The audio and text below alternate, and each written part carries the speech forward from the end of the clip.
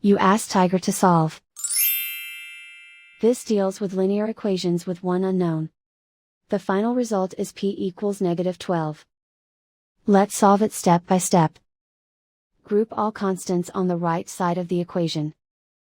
Add 4 to both sides. Simplify the arithmetic.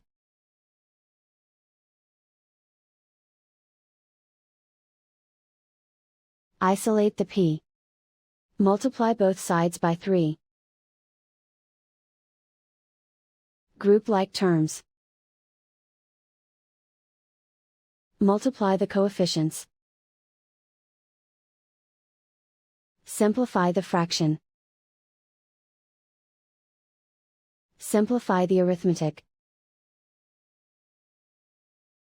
And so the final result is p equals -12.